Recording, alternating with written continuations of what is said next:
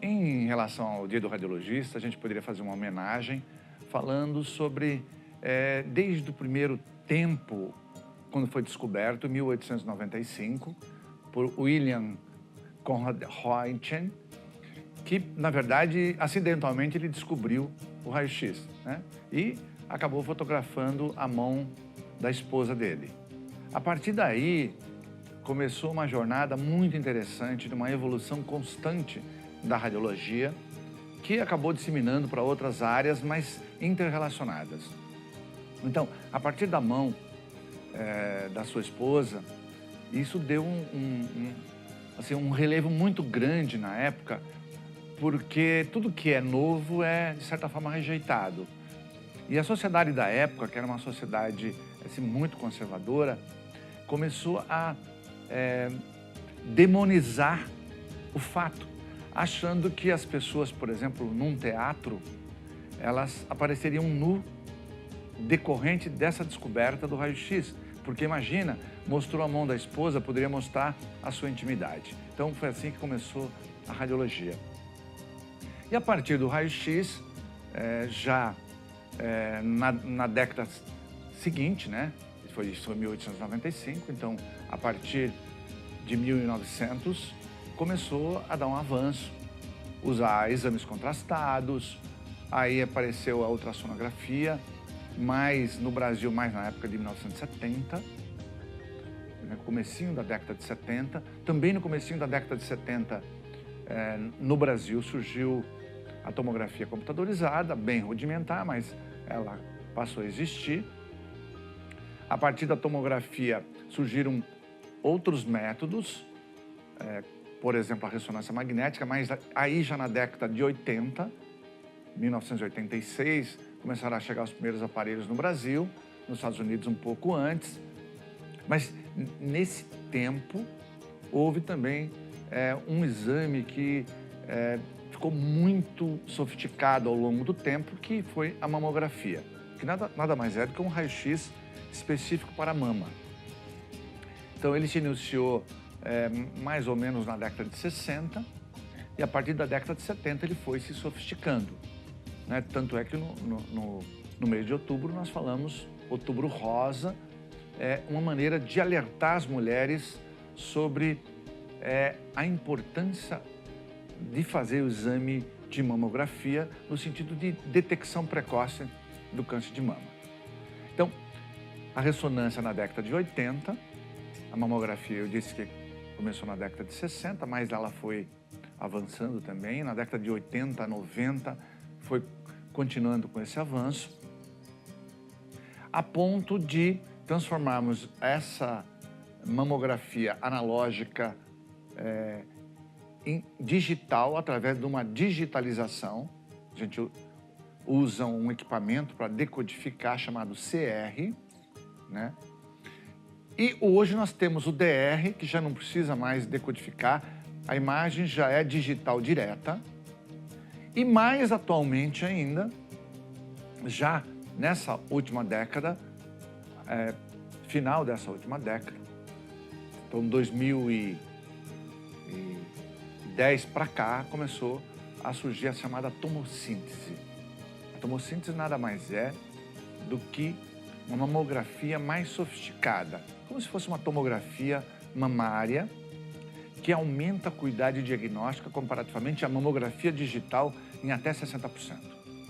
Se nós compararmos com a analógica, então, muitas vezes mais sofisticada e também mais diagnóstica.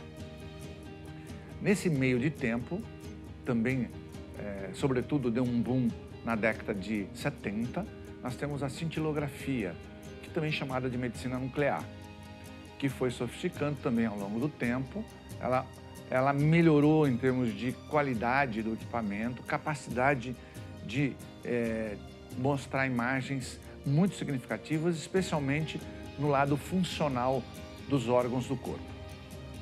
E culminou já nessa década de 2000 com um exame chamado PET-CT, ou PET-scan, que, na verdade, usa a medicina nuclear ou cintilografia associada a uma tomografia computadorizada. Então, hoje é um exame imprescindível para detectar como suspeita um câncer em qualquer local do corpo, ou pós-quimioterapia, pós-radioterapia ou pós-cirurgia. E para follow-up, para controle de um eventual tumor, é feito o PET-CT ou PET-scan, que na verdade mostra o corpo como um todo e diagnostica lesões muito pequenas. Então, esse é um exame rotineiro atualmente e que é fundamental para estadiamento tumoral ou para seguir o tumor pós-tratamento.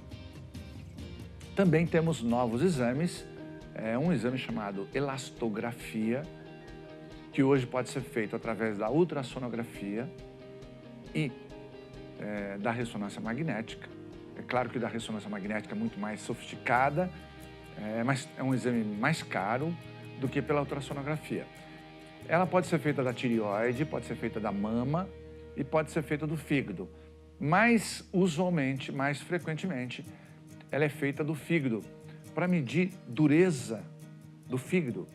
Então, eu detecto se o fígado tem uma fibrose, se tem uma cirrose, que na verdade vai cursar com fibrose, se eu tenho gordura no fígado, a chamada esteatose, e consigo quantificar tanto a esteatose quanto essa fibrose. E isso é fundamental para o tratamento de pessoas, por exemplo, com hepatite. Hepatite é aquela hepatite B ou C, que na verdade passou e a pessoa não percebeu, foi feito um diagnóstico por acaso e precisa tratar. Ou aquela pessoa que sabe mesmo que tem uma cirrose, ou muitas vezes já é um tumor decorrente da cirrose proporcionada por uma hepatite e que é importante você fazer essa elastografia. Então, é um exame também muito atual. O raio-x também ficou mais sofisticado. Nós tínhamos um raio-x convencional e hoje nós temos o chamado DR, também que é um raio-x digital direto, que melhorou muito a acuidade diagnóstica, né? Então, nós conseguimos, tanto pelo raio-x como uma mamografia, por exemplo, ou uma tomografia, sem o paciente estar no local, aumentar a imagem, diminuir a imagem, colocá-la num papel, na radiografia, num CD, mandar por e-mail. Então, ficou bastante sofisticado e bastante importante para o diagnóstico. É claro que também a tomografia evoluiu muito. Hoje você faz a angiotomografia, né? Angiotomografia computadorizada, inclusive das artérias coronárias, que são as artérias do coração, e é o exame ouro hoje, chamado padrão ouro, para diagnóstico de lesão coronariana. Então, antigamente, se fazia o cateterismo. Hoje, o cateterismo ficou basicamente para terapêutica, então para colocar um stent, por exemplo. O diagnóstico ele é feito com um detalhe extremamente importante, grande, e de forma muito significativa através dessa angiotomografia coronariana. E também podemos fazer angiografia, tanto pela tomografia como pela ressonância magnética.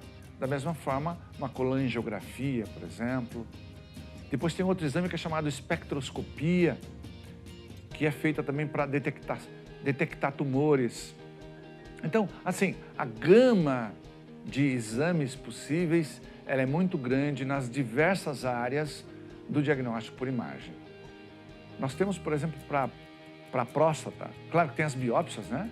As biópsias, as core biópsias, a mamotomia, que é um exame novo também de mama, mas nós temos um exame novo. Quando o exame de próstata, e eu vou falar porque eu vou colocar aí o Novembro Azul, nós estamos falando sobre a prevenção ou diagnóstico precoce do câncer de próstata. Então, tem o toque retal, né, que muitos homens rejeitam. E eu digo uma coisa assim, para chamar a atenção. Se você não aceita o toque retal, não importa, desde que você faça outros exames que complementem um possível diagnóstico. O ideal seria associar o toque retal com outros tipos de exame. Então, existe a ultrassonografia que é feita por cima, chamada suprapúbica, e a que é feita pelo reto, que é extremamente superior, é chamada transretal. A transretal é extremamente mais diagnóstica, porque ela detecta lesões pequenininhas, tipo 2 milímetros. E na hora que você joga o Doppler, se essa área for muito vascularizada, ela passa a ser uma área suspeita, e você já pode aproveitar e fazer a biópsia, né? Coloca a agulhinha lá e faz a biópsia daquela lesão.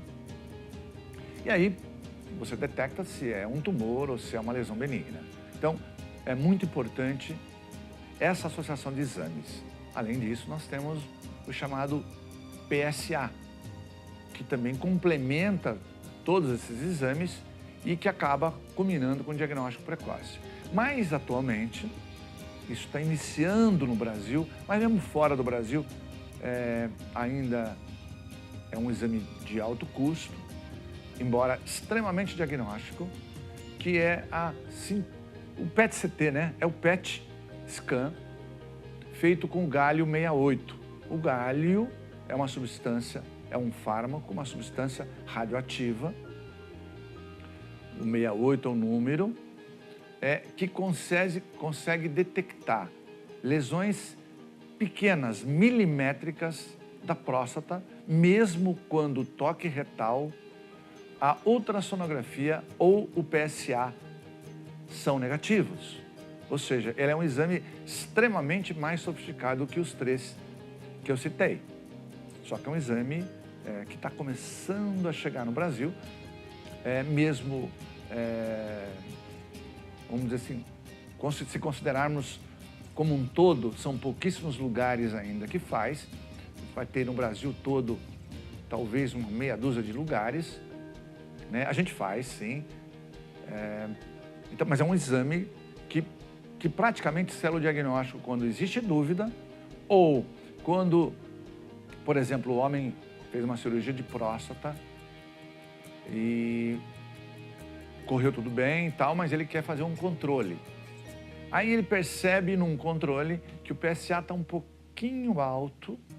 Isso pode ser 0,2, bem pequenininho, não precisa ser um aumento muito grande. É aconselhável fazer o PET com o gálio 68. Esse exame se chama PSMA, não PSA, PSMA, gálio 68, que detecta realmente lesões muito pequenas. E isso é muito importante por causa do tratamento, né? O tratamento se torna mais precoce e, consequentemente, as chances de cura desse paciente são extremamente altas. Então, eu diria para o homem, a partir de 40 anos de idade, vamos aproveitar o Novembro Azul, faça o seu exame rotineiro com o urologista, especialmente se você tiver um antecedente familiar, que pode ser o avô, o pai, o irmão, o tio, enfim. Se tiver um antecedente familiar, é muito importante que você faça o seu exame de rotina para que, através desse exame, eventualmente você possa fazer um diagnóstico precoce do câncer de próstata e ter uma chance extremamente grande de cura definitiva.